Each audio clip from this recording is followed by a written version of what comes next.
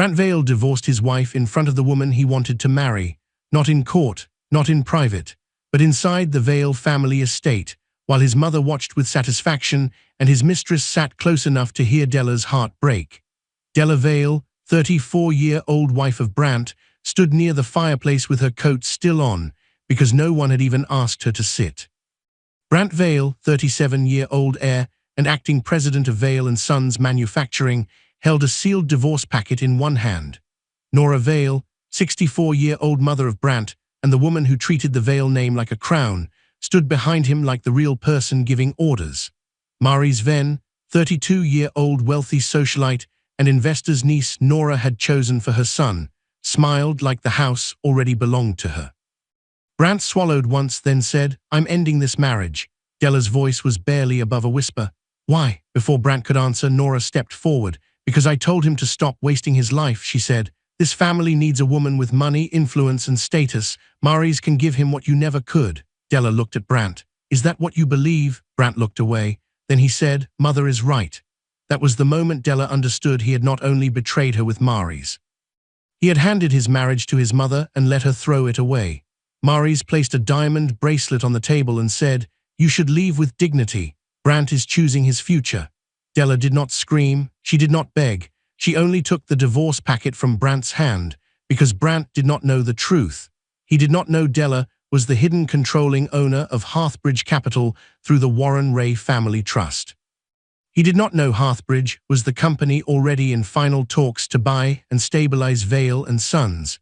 He did not know the poor wife his mother despised had been quietly protecting his family business for months through lawyers, auditors, and a confidential board process. He thought the divorce made him free, but it only removed him from the last protection he had. 2 days later, after Brant signed a separation agreement that cut him off from any claim to Della's trust-held assets, he walked into the board meeting ready to announce his future with Mary's. Then Della walked in and said, "Before you thank your new investors, you should know who owns them. Some betrayals do not destroy the quiet person immediately. They wake up the part of them that was patient, powerful, and waiting for the right room to reveal the truth." Stay with this story until the end, because the woman they pushed out of the marriage is the same woman holding the papers that can take away his company, his mistress, and the family name his mother worshipped. If you love stories where betrayal meets consequence, subscribe now.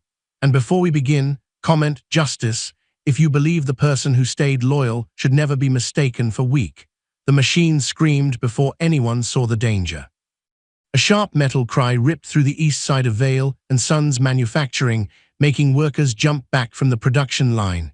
A red warning light flashed above the old press. Steam hissed from one cracked pressure valve. For 3 seconds, everyone froze, because every person on that floor knew what a full mechanical failure could cost. Then Della Vale moved. Della, 34, Brant Vale's wife, and the woman most workers treated like quiet family, stepped across the yellow safety line and raised one hand. "Shut it down, now." A worker hit the emergency stop. The machine coughed once, shook hard enough to rattle bolts loose, then died. Only then did the floor breathe again. Della stood in the middle of the factory in a plain grey coat, holding a clipboard that did not belong to any official department. Her dark hair was tied back. There was no diamond necklace, no loud designer bag, no sign that she was secretly the controlling owner of Hearthbridge Capital, the private investment company preparing to buy this failing factory through the Warren Ray Family Trust, named after her late father.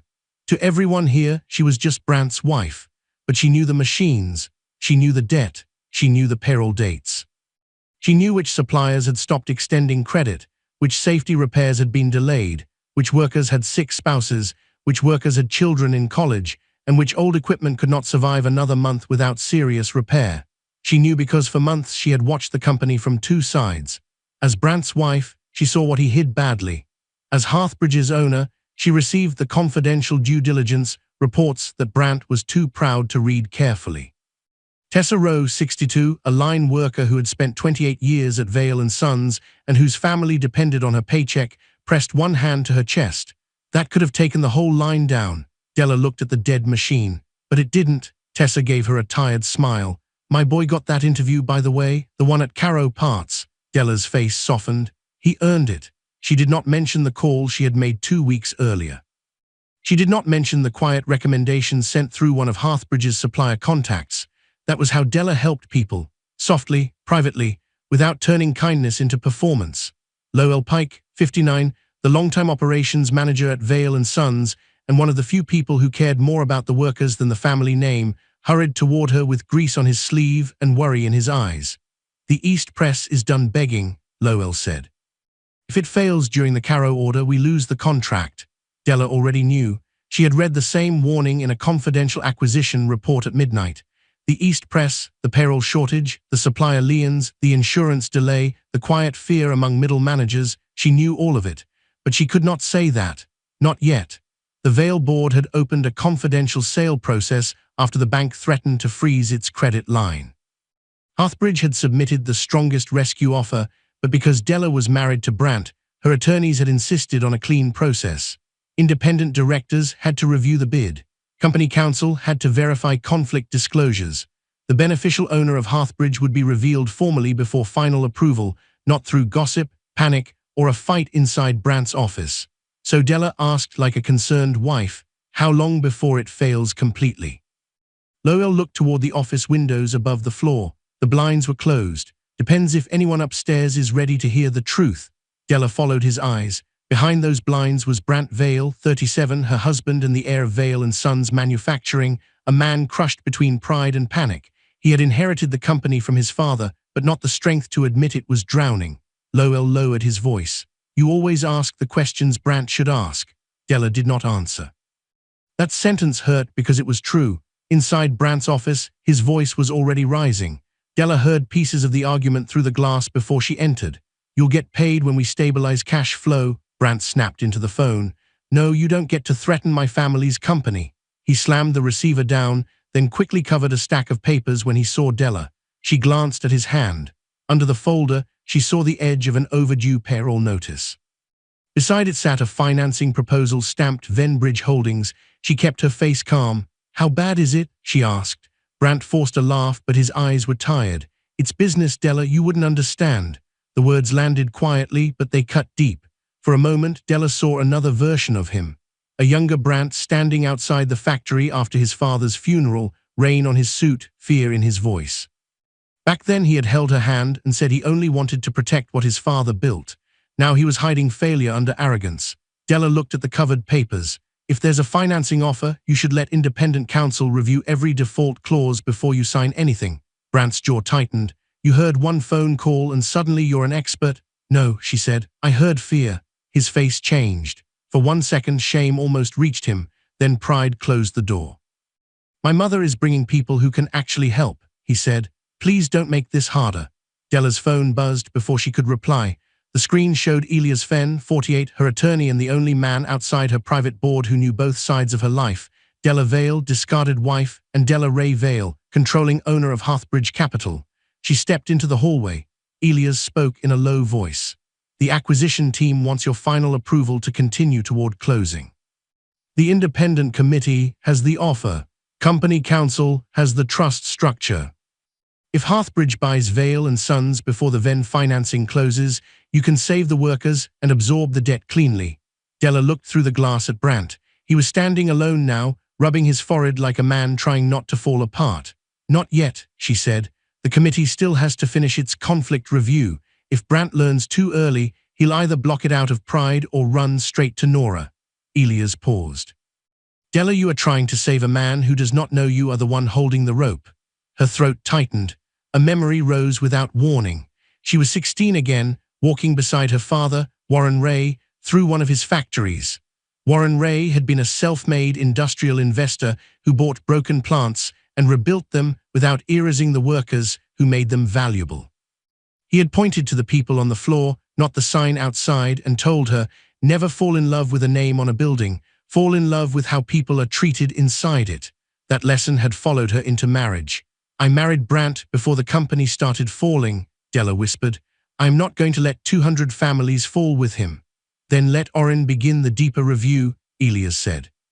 Orrin Hale, 41, a private investigator who worked with Elias on corporate fraud, hidden conflicts, and predatory financing patterns, had been waiting for permission to examine Venbridge Holdings. Della closed her eyes. "Start quietly. I want documents, not rumors. When she returned to the factory floor, the workers were still watching the dead machine. Brandt stayed hidden behind his blinds. Della left through the front entrance a few minutes later, her clipboard held tight against her coat. That was when a black car pulled up. Nora Vale, 64, Brandt's controlling mother and the woman who guarded the Vale name like a weapon, stepped out first. She was not alone. A younger woman in a cream coat stepped out beside her, smiling at the factory sign as if she could already see her name shining there. Nora kissed the woman's cheek and said, "Maurice, darling, this place just needs the right woman beside my son." Della stopped walking. Above them, Brandt opened his office blinds. For the first time that morning, he did not look ashamed of the company. He looked impressed, and Della felt the first quiet crack in the life she had been trying so hard to save. "Do not sign anything until I see it." Della's voice cut across the factory hallway before she even reached the executive dining room. Inside, Brandt stood at the long table with a pen already in his hand. Nora sat beside him, calm as stone. Across from them, a silver-haired man in an expensive suit had opened a leather folder filled with loan papers. Brandt looked up, embarrassed and angry. "Della, this is not the time." "It is exactly the time," she said, stepping into the room. The air changed the moment she entered. There were 6 chairs around the table, but only one was empty, pushed near the wall as if someone had placed it there for a person expected to listen, not speak. Nora's smile was thin.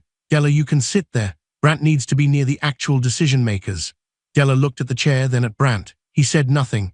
That silence hurt more than Nora's words.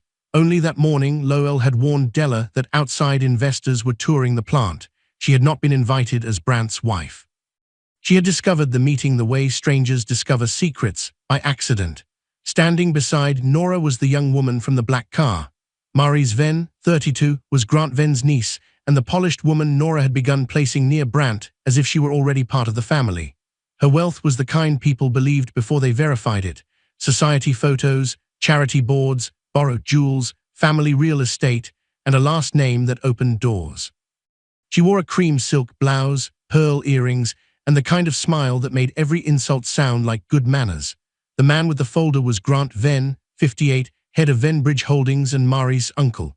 He carried himself like a rescuer, but his eyes moved around the room like a man pricing equipment before an auction. Maurice looked Della up and down. "You're very calm for someone whose husband's family company is in crisis." Della sat slowly in the chair near the wall. "Panic does not pay invoices." Maurice smiled, but her eyes sharpened. For the first time, she understood that Della was not as simple as Nora had promised. Grant cleared his throat and turned the papers toward Brandt. "As I was saying, Venbridge can offer immediate relief, enough to quiet your suppliers, cover urgent repairs, and keep payroll stable until the acquisition conversation becomes clearer." The word relief sounded kind. The terms on the page were not. Della saw the danger before Brandt did.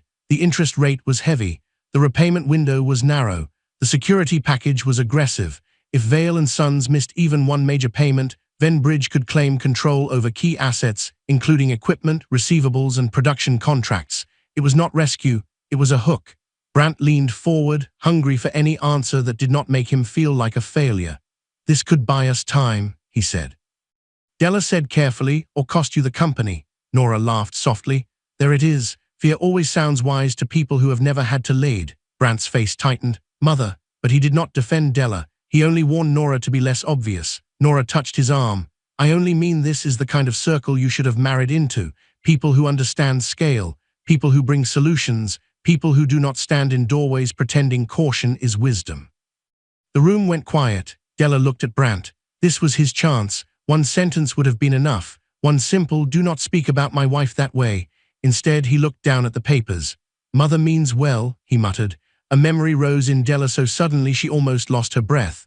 On their engagement night, Brandt had stood beneath a string of cheap garden lights, nervous and sweet, holding a ring he could barely afford. He had looked her in the eyes and said, "I know my mother can be difficult, but I will never let her make you feel small." Back then, Della believed him. Now he sat close to another woman while his mother made Della smaller by the minute. Grant slid one page closer. "This bridge loan would not interfere with a future sale. It only protects you while bigger decisions are made." Della looked at the clause again. "It gives your company approval rights over asset transfers, vendor negotiations, and any change of control if Vale misses the first repayment date." Grant's pleasant expression cooled by 1 degree. That is standard lender protection. It is lender control disguised as protection. Brant exhaled sharply. Enough. Della turned to him. Have Marion reviewed this? Marion Kells, Vale & Sons, outside corporate attorney, had already warned the board that emergency financing could poison the acquisition process if the wrong covenants were attached. Brant knew that. He simply hated being reminded. Nora said, Marion works for the company. Grant is offering help to the family. That difference is exactly why counsel should review it, Della said. Maries leaned across the table and pointed to one clause in Grant's proposal. Her hand rested lightly on Brant's folder, then her fingers brushed his, not by accident, not quickly enough. Della saw it. Brant saw it too. He did not move his hand away. Maries continued speaking, her voice smooth. Some risks are necessary when a man wants to protect his legacy. Della heard the hidden meaning clearly. Maries was not only talking about the company, she was talking about Brant. After the lunch, Della stood near the hallway and watched Brant walk Maries to her car. Nora stayed by the window, watching them like a woman admiring her own plan. Maries said something Della could not hear. Brant laughed. It was the first real laugh Della had heard from him in weeks. That hurt more than the touch. That evening, Della sat alone in Brant's study, staring at their wedding photo on his desk. His smile in the picture looked honest. Hers looked safe. Her phone was in her hand. She called Elias. Begin the investigation into Venbridge Holdings, she said. Elias was quiet for a moment. Do you think this is business misconduct or personal? Della looked at the photo, then at the empty doorway where Brant used to pause just to smile at her. I think it is becoming both. Later that night, the house was dark when Della passed Brant's study. His door was almost closed. His voice came through the crack, low and careful. No, Maries, he said. She doesn't suspect anything. Della froze. Then Brant added, Mother is right, I have waited too long. Della stepped back into the hallway. For the first time in her marriage, she did not knock. She listened. The glass slipped from Della's hand and shattered across the marble floor. Everyone in the library turned. Brant stood near the fireplace with Maries pressed too close to him, her fingers still resting on his tie. Her lipstick was fresh, but his mouth was not. Nora stood beside them with one hand on the mantel, watching like a judge who had already chosen the sentence. For one terrible second, nobody spoke. Then Maries smiled. She did not step away from Brant. She did not pretend shame. She let Della see the truth with her own eyes. Della had arrived late to the Vale family estate because she had spent the afternoon with Elias, reviewing the quiet acquisition that was supposed to save Vale & Sons. She had entered through the side hall, expecting another cold family dinner. Instead, she had heard laughter from the library, then Brant's voice. This feels wrong. For a heartbeat, Della had hoped there was still a piece of her husband left inside him. But Nora had answered before he could save himself. What is wrong, Nora said, is wasting your life with a woman who brings nothing to your future.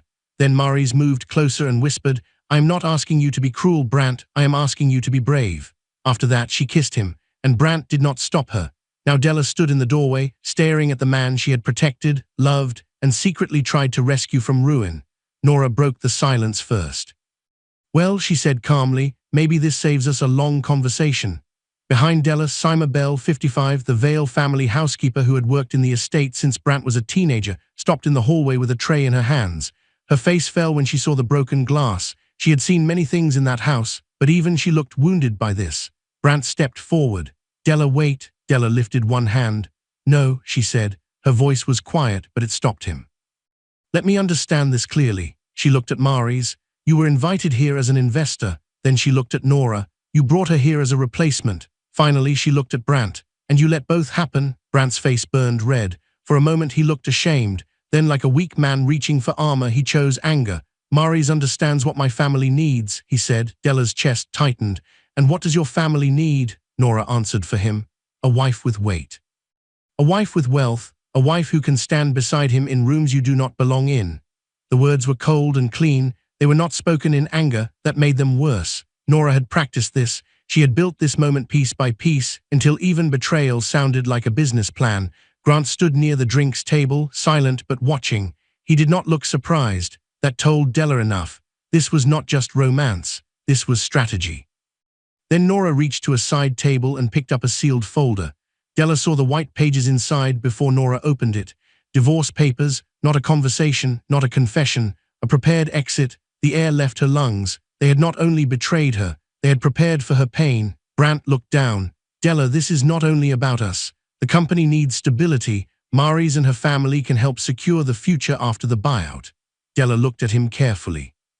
You are divorcing me to marry her? Brant did not answer quickly enough. Nora did. Yes. Mary's tilted her head almost gentle. It is better to accept truth early. Brant finally looked at Della. Mother is right. I need to stop pretending love is enough. That was the sentence that broke something deeper than trust. For a moment, Della was not in the library anymore. She was years in the past, outside Vale & Sons after Brant's father's funeral.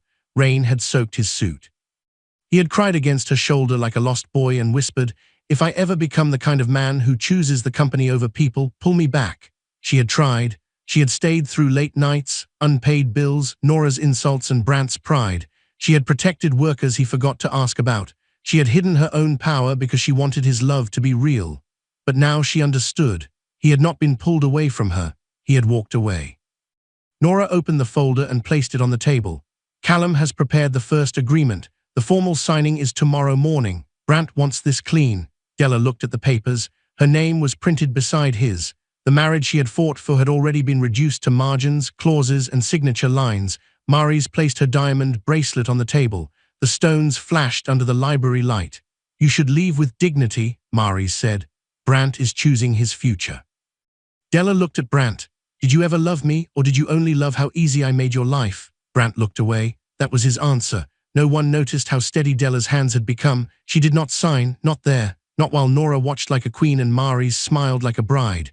Della only picked up the folder. She did not scream. She did not beg. She did not plead for a place in a room where they had already removed her chair.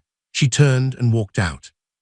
Brant did not follow. Mary's watched from the window. Nora closed the curtain.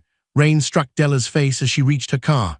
Inside, she locked the door and called Elias. Her voice shook once, only once. He served me divorce papers in front of her, she said. Elias went silent. Then he asked, do you want me to pause the acquisition? Della looked back at the glowing windows of the estate where her marriage had just been buried, while everyone inside pretended it was progress. No, she said, move forward. As originally planned, Della's eyes hardened. No, now we protect the workers first. Then we remove every person who put them at risk. And somewhere inside that house, the people who thought Della had nothing were still smiling. Do not let him see your hand yet. Elias' warning hit Della harder than the rain still drying on her coat. He sat in his office before sunrise, the same coat wrapped around her shoulders, the same shoes still stained from the wet driveway of the Vale estate. Her eyes were tired, but they were no longer lost. Something inside her had gone quiet after the library. Not dead, not cold, focused. Across the desk, Elias placed 3 folders in front of her. The first read, Divorce Protection. The second read, Hearthbridge Acquisition. The third read, Ven Bridge Investigation. Della looked at the folders, then at him. He kissed her in front of his mother. Elias did not soften the truth. Then he has made this easier legally, but harder emotionally. Della swallowed. Nora already had divorce papers ready. That means they planned it before last night, Elias said. And that means we do not react like wounded people. We respond like prepared people. Della stared at the folder with Brant's name on it. Only hours ago, she had still been his wife in her own heart. Now she was sitting with an attorney, learning how to protect herself from the man she had protected for years. Elias tapped the first folder. The divorce must be clean. Let Brant believe you have little. Let him believe you are walking away small. He already signed a premarital waiver separating trust-held assets, but if he learns too early that you control Hearthbridge, he may delay the divorce, challenge disclosures, sabotage the acquisition process, or warn Ven Bridge. Della's fingers tightened around her coffee cup. He signed that waiver without reading it carefully. He signed it because Nora told him your father's old trust was probably sentimental, not serious, Elias said. That arrogance now protects you. Della looked down. It hurt that even this protection had been built from his dismissal of her. So I let him think I am small, only until the paperwork tells the truth. The sentence settled between them like a promise. The office door opened, and Orrin Hale entered carrying a black file. His face told Della the news was bad before he spoke. I started the first sweep on Ven Bridge, Orrin said. This is not their first rescue story. He opened the file and laid out reports from other family businesses. Same pattern, a company struggled. Ven Bridge offered fast money. A personal connection appeared. Then came asset sales, layoffs, broken contracts, and empty buildings. Della turned one page after another. Grief began to change shape.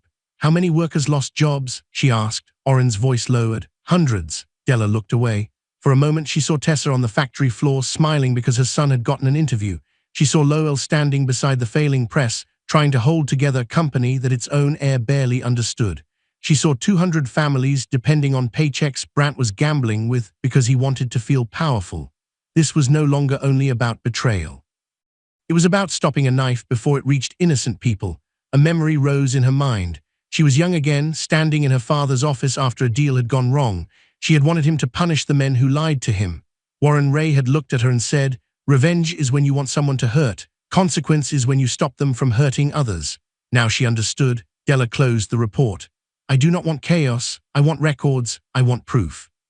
I want every legal line clean." Elias nodded. "Then we build the case before we build the stage." Later that morning, Della went to Vale & Sons, not as the betrayed wife, not as the secret buyer, just as the woman everyone still thought had no power. She met Lowell in the parking lot, away from the security cameras and office windows. "Brant ordered staff to prepare restructuring files," Lowell said. "He says it is for after the buyout, but I know what layoffs smell like." Della's face tightened. "Do not steal anything. Do not copy anything you are not allowed to access. Just preserve legitimate records. Do not delete warnings. Do not let anyone bury safety reports, payroll notices, or board memos." Lowell studied her. "You sound like you already know what is coming. I know enough to ask you to protect the truth." Across the building, Brant stood in his office with Nora and Maris. He looked pale but excited, like a man who had traded guilt for ambition. Nora adjusted his collar. "Once Della signs, marry Maris quickly. The public likes confidence." Maris smiled. "We should announce the engagement after the acquisition meeting, not before. First we let the board see stability, then we give them a picture of your future." Brant hesitated. "That may look cruel." Nora's eyes hardened. "Do not look backward. Women like Della survive by making men pity them." Maris touched his arm. "You are choosing your future." Brant looked out over the factory floor, not knowing the woman he had dismissed was already protecting it from him.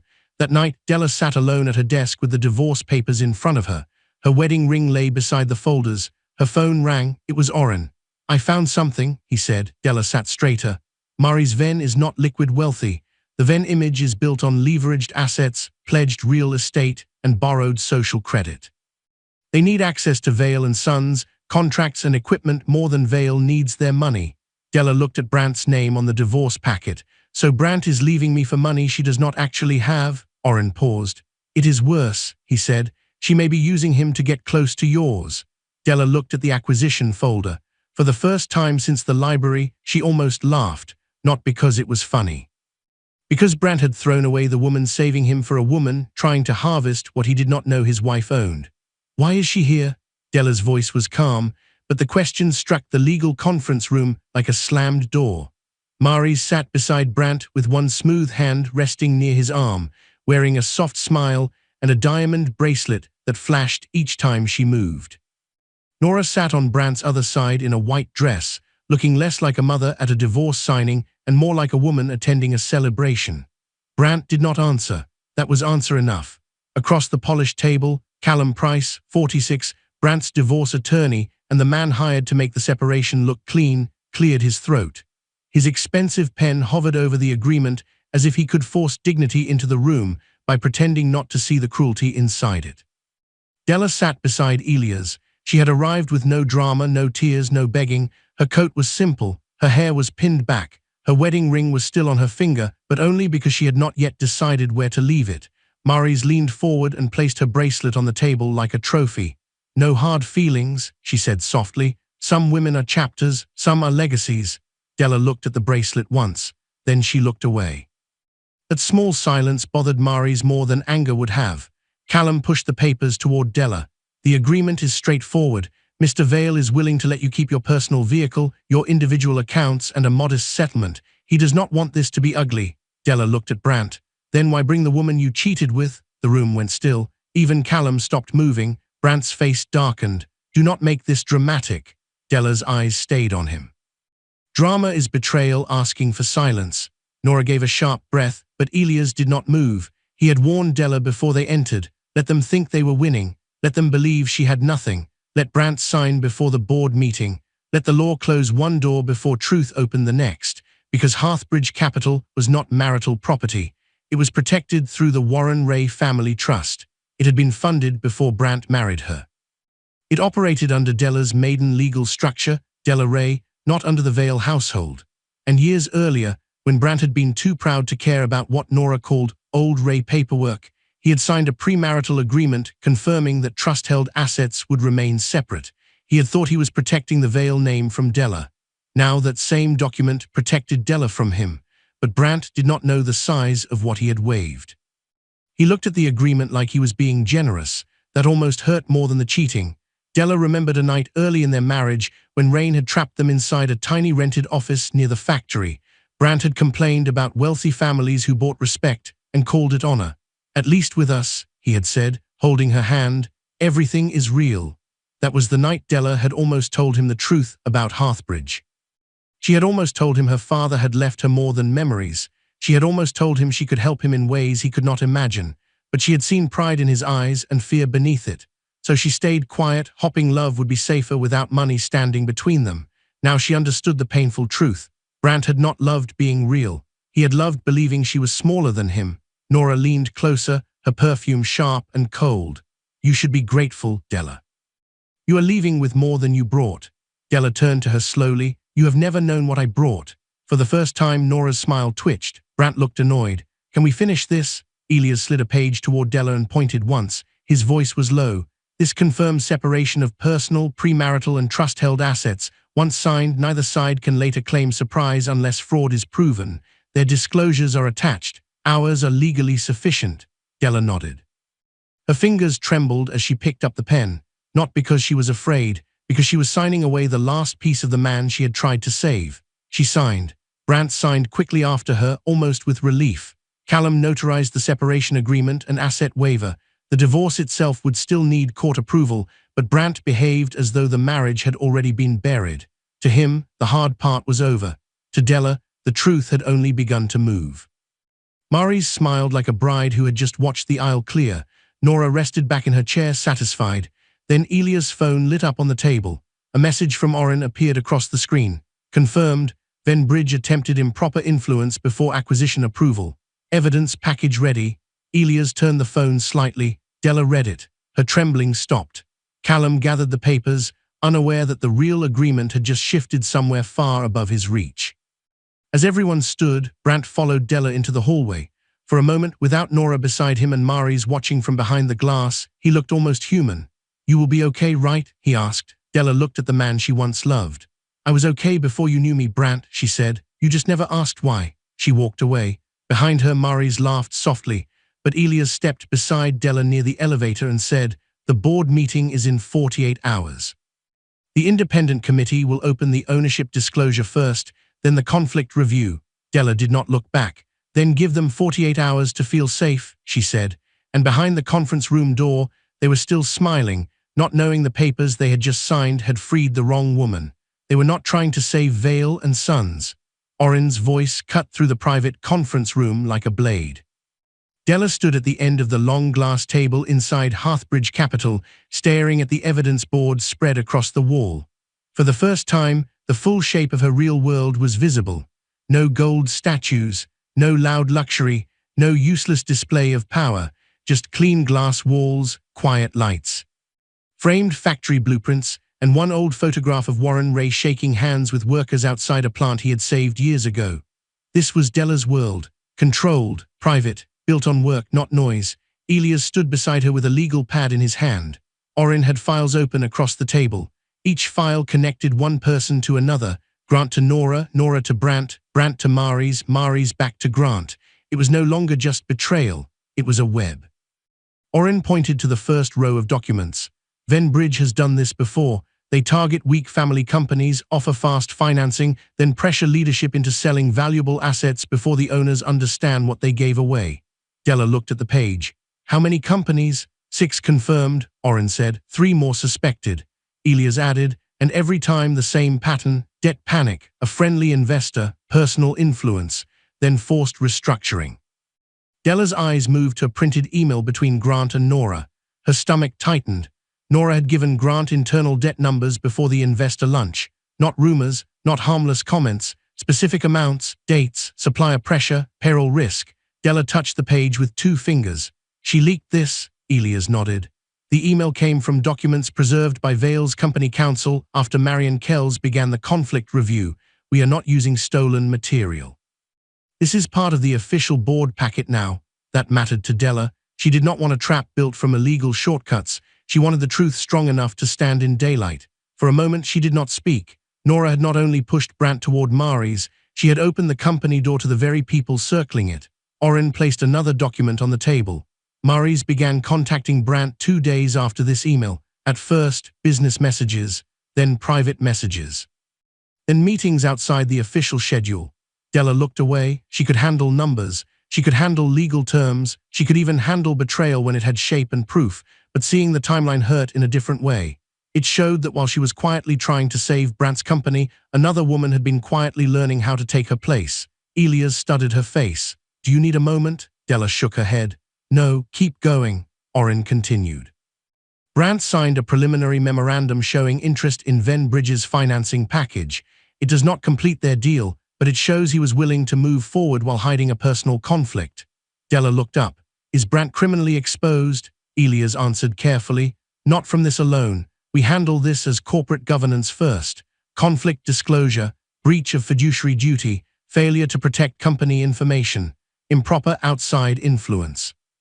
If the board or auditors find fraud later, that becomes a separate matter.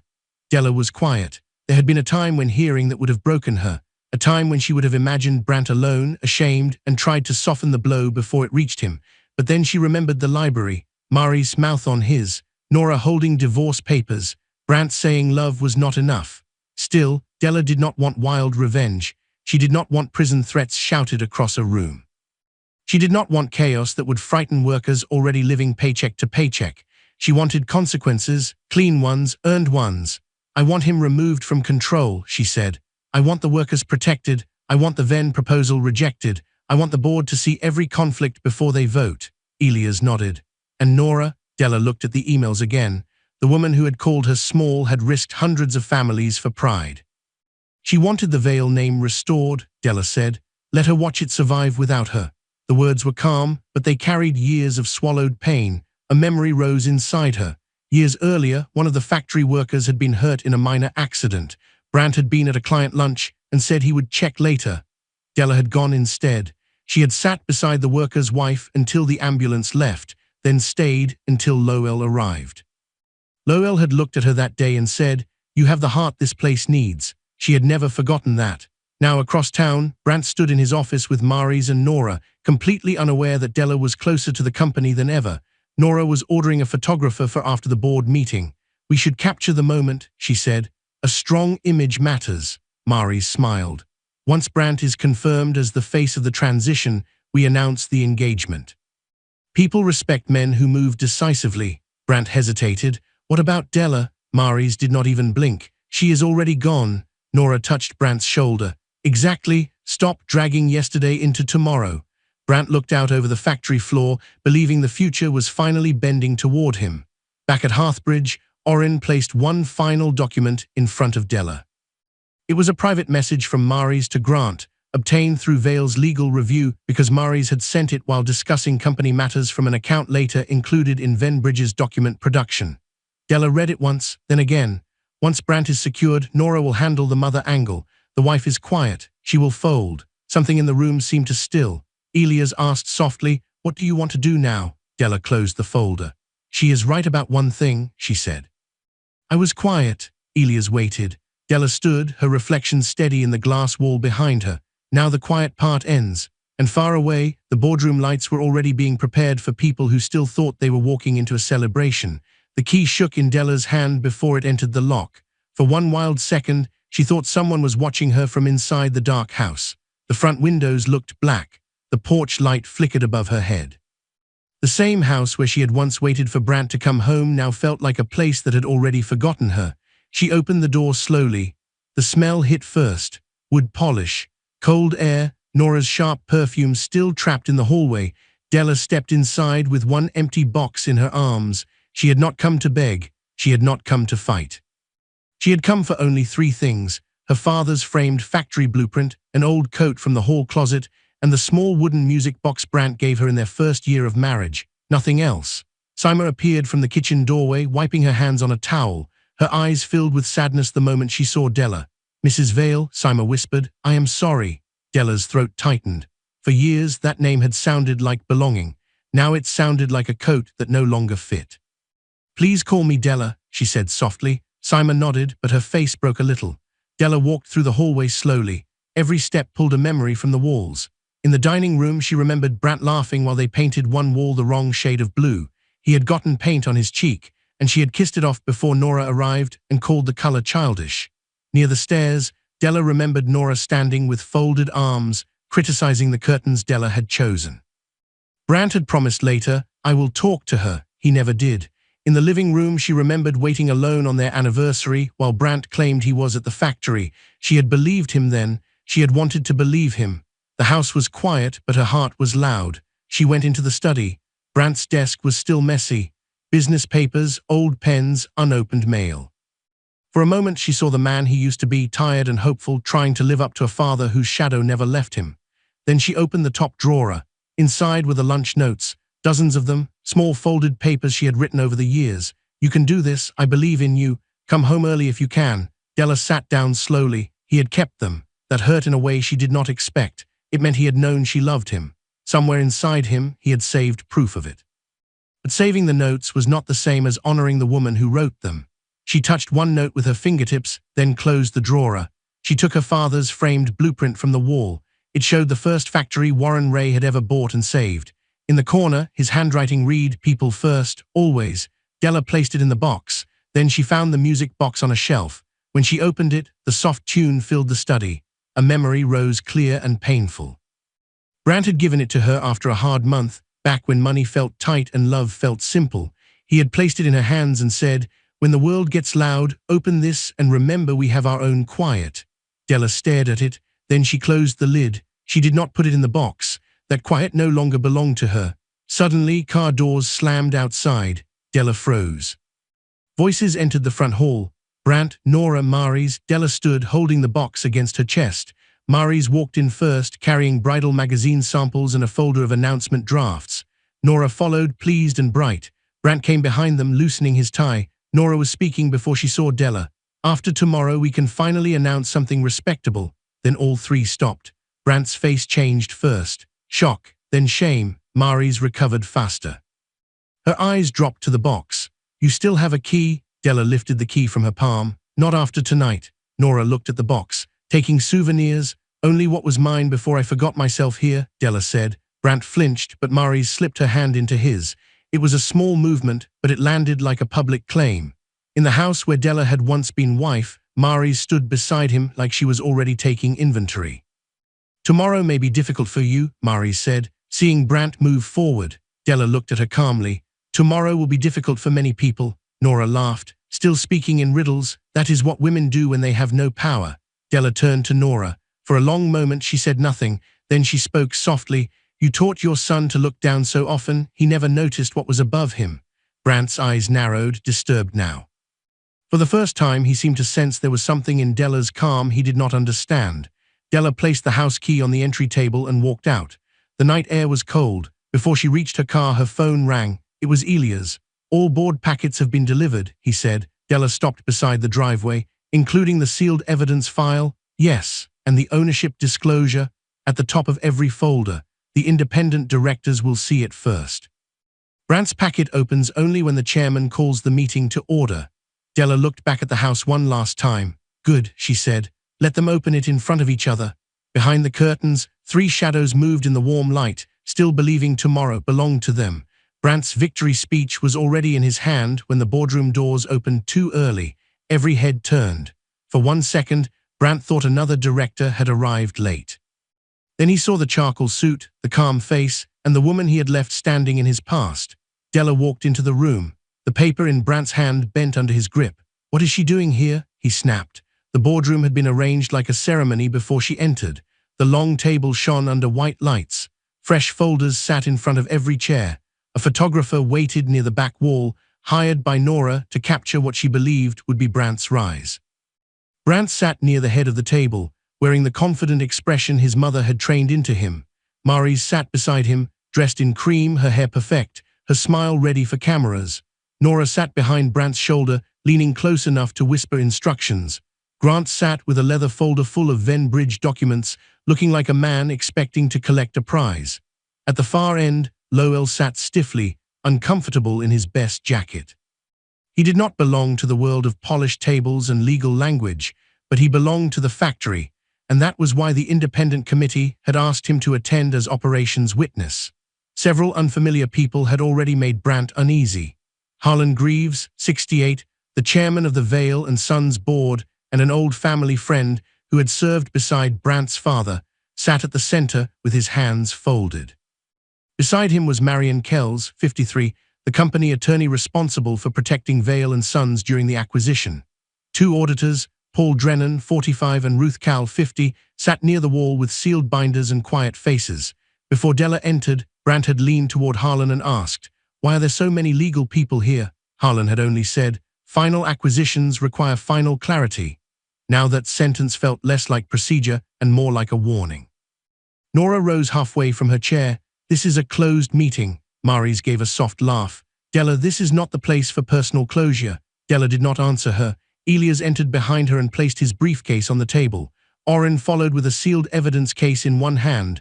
Neither man looked surprised to see Brant's anger. Harlan stood. "Mrs. Vale is here by right," he said. The room went still. Brant's face hardened. "By what right?" Mary's smiled faintly, as if ready to enjoy the answer. "Yes, by what right?" Della looked directly at her. "Ownership." The word landed flat and heavy. No one moved. Then Harlan opened the folder in front of him and read in a formal voice. "Della Ray Vale is the controlling beneficial owner of Hearthbridge Capital, the purchasing entity selected by the independent committee to acquire and stabilize Vale and Sons manufacturing, subject to today's final board approvals." Brant's mouth opened, but no sound came out. Nora gripped the edge of the table. Mary's smile disappeared so completely it looked wiped away. For the first time, the room saw Della clearly, not as Brant's discarded wife, not as the quiet woman Nora had seated near walls, not as the woman Mary's had mocked. She stood in the boardroom like she had always belonged there, because she did. Brant stared at her, and memories began to strike him one after another. Della asking about supplier contracts, Della warning him about the East Press, Della noticing payroll notices before he hid them, Della asking questions he had laughed at.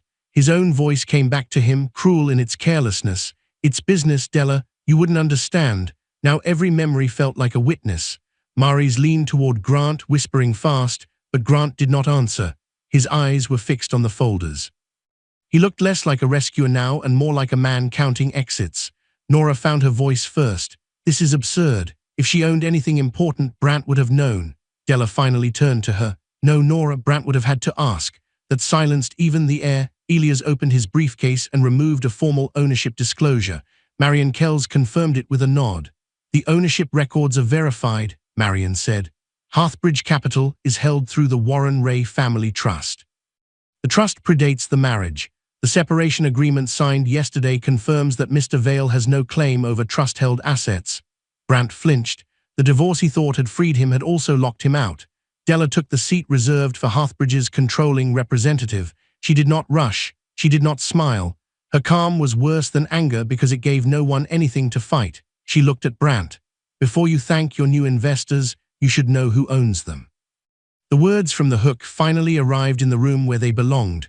Brant's face went pale. Della opened the folder in front of her. "Please open your packets." No one touched them at first. Then Lowell opened his. Then Harlan. Then one by one, the others followed. Brant looked down at the first page. At the top was Della's full legal name. Beneath it was the acquisition authority. And beneath that was a sealed section marked Conflict Review, Venbridge Holdings, Nora Vale, Brant Vale, and Mary's Venn. Brant finally found his voice. "You bought my family's company?" Della looked at him across the table, her face calm but her eyes wounded. "No, Brant," she said. "I saved your family's company."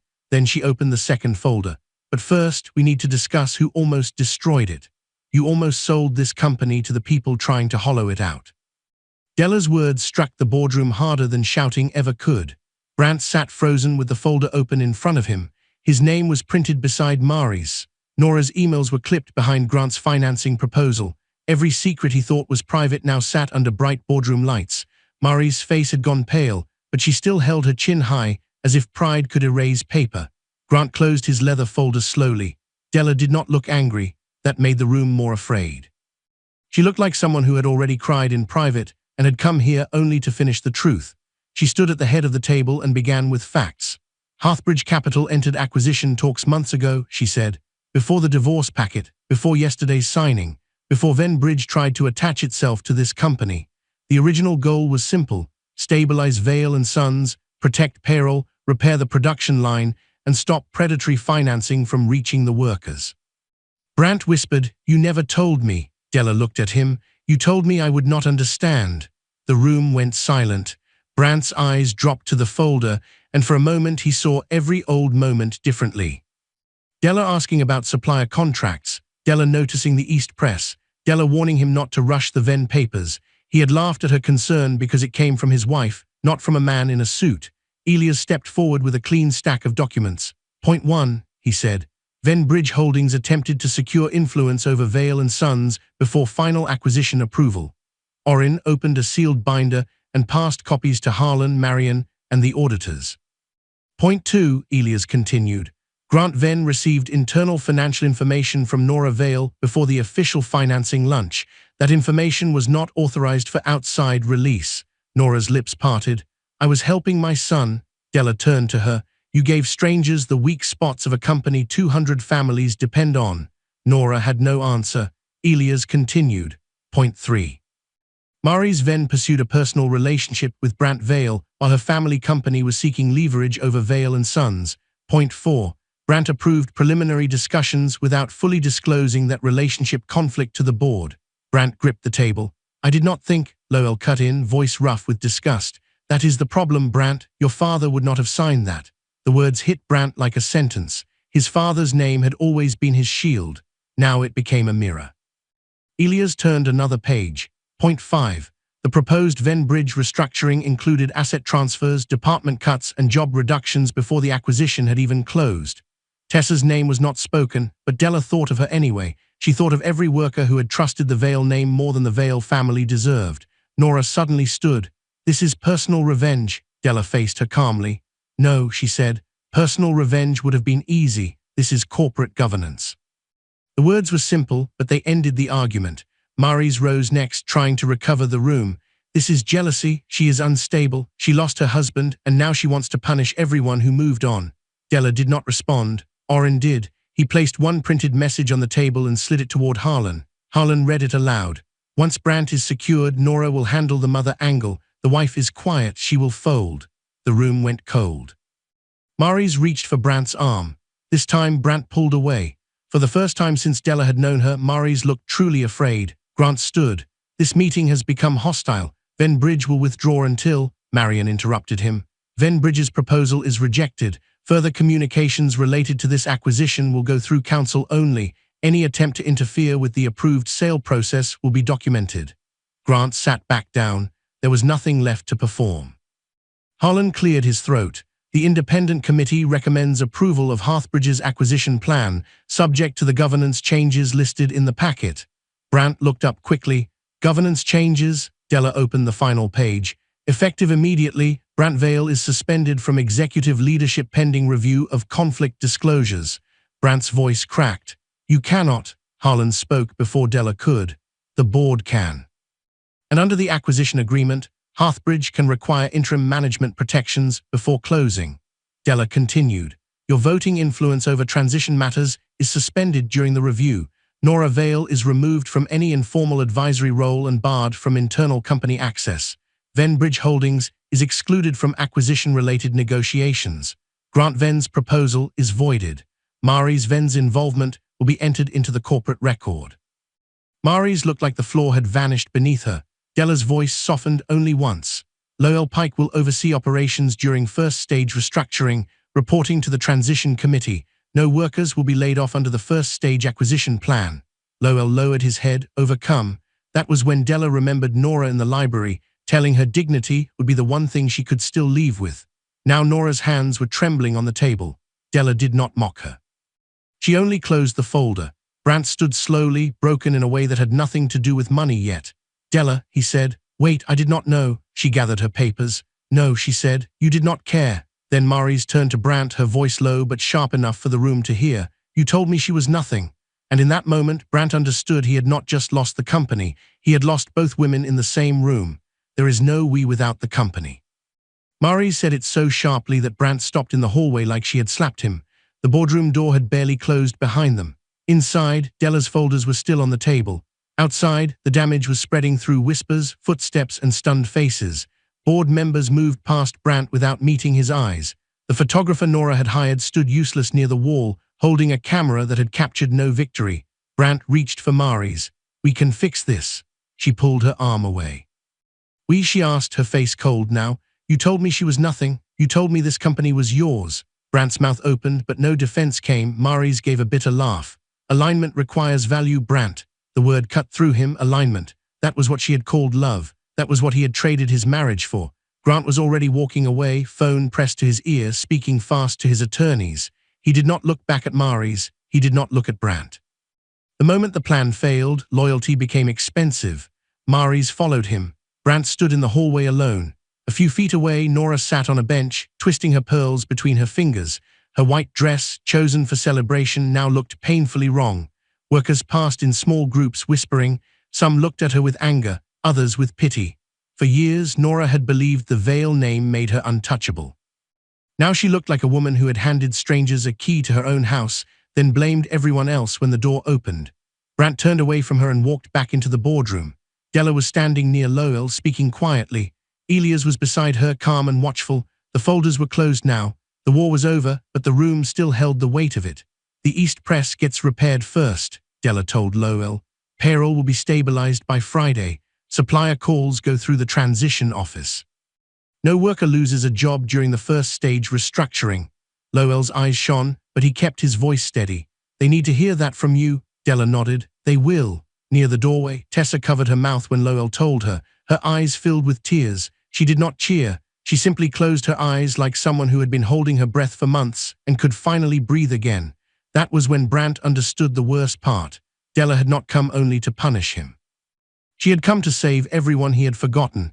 He stepped closer. His voice was smaller now. Was any of it real? Della turned. For the first time all day, the mask of calm cracked. Not enough for tears, just enough for him to see the wound under the strength. Yes, she said. That was the tragedy. Brant swallowed. I made a mistake. Della looked at him for a long moment. No, she said. A mistake is forgetting a date. You built a life where everyone had a voice except your wife. Oh, at his eyes. His loss stood around him like empty chairs. He had lost Della. Maries had left him. His executive title was gone. His family's control was gone. His mother's pride had turned into shame. The workers no longer trusted him. The board no longer respected him. Even his belief that he had been smarter than Della had collapsed in front of witnesses. I'm sorry, he whispered. Della wanted those words once. There had been nights when she would have given anything to hear them. Nights when she sat alone, hoping Brant would walk in, hold her hand, and remember who he used to be. But apology after consequence was not the same as love before betrayal. She reached into her purse and took out her wedding ring. Brant stared at it. She placed it on the boardroom table between them. I loved the man who gave me this, she said. I do not know the man who made me prove my worth in front of strangers. Brant's face broke, but she did not pick the ring back up. That part of her life was finished. Della walked out of the boardroom. The factory floor was visible through the long glass windows. Workers had gathered below, waiting, uncertain. When Della stepped onto the upper walkway, Lowell nodded to her. Tessa mouthed, "Thank you." Della did not smile widely. She simply breathed. For the first time in years, she was not carrying Brant's pride, Nora's insults, or Mari's shadow. She was carrying only herself. As the factory doors opened, the machines began to run again. Della remembered her father's voice from long ago. Never fall in love with a name on a building, fall in love with how people are treated inside it. She looked at Veil and Sons Manufacturing one last time. The name on the building no longer belonged to the people who abused it. It belonged to the workers who kept it alive. Behind the boardroom glass, Brant watched the woman he thought was small become the woman who saved everything he lost. Della stepped into the morning light and did not look back. Not because she hated him. Because tomorrow, for the first time, no one else would decide who she was. And if you believe loyalty should never be mistaken for weakness, comment justice, and subscribe for more stories where quiet strength finally gets the last word.